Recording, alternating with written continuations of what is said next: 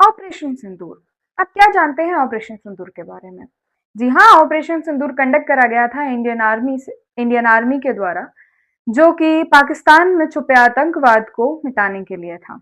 जो हुआ 8 मई को और 9 मई के बीच में ये पूरा ऑपरेशन कंडक्ट किया गया था। इस बीच में यूएस से कुछ खबरें आती हैं।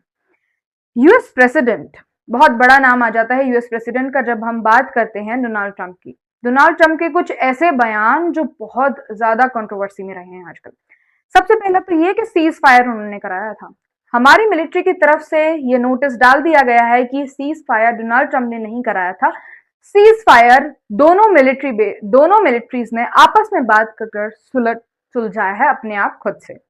दूसरी बात आती है कि डोनाल्ड ट्रंप ने ये कहा कि अगर वो इस बीच भारत और पाकिस्तान के बीच में नहीं आते तो 3.5 करोड़ की आबादी शायद खत्म हो जाती।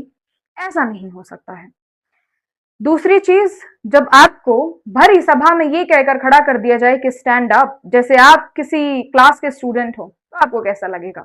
जी हाँ, ऐसा हुआ था शहबाज शरीफ के साथ में, जब उनको ग्लोबल पीस के प्लेटफॉर्म पर डोनाल्ड ट्रंप ने कहा प्लीज स्टैंड अप, और वो उनको खड़ा कर दिया गया था भरी सभा में, जहां पर इजिप्ट के साथ साथ कई और देशों के, यूरोप के भी प्रेसिडेंट एंड प्राइम मिनिस्टर्स बैठे हुए थे।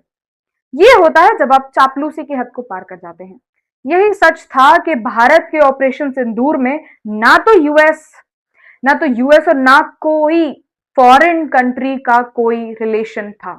ये भारत की अपनी नीति थी, ये भारत की अपनी मिलिट्री की सोच थी कि हमें अब ये ऑपरेशन बंद कर देना चाहिए। अगर इस ऑपरेशन की नीड आगे बढ़ती है तो हम जानते हैं अपनी भारतीय मिलिट्री को कि वह ऐसे काम और भी करेगी, और जगह पर आतंकवाद हमें जहां दिखेगा हम उसे नष्ट करेंगे, जैसा कि हमारी पॉलिसी है कि 0% टॉलरेंस टुवर्ड्स टेररिज्म। धन्यवाद।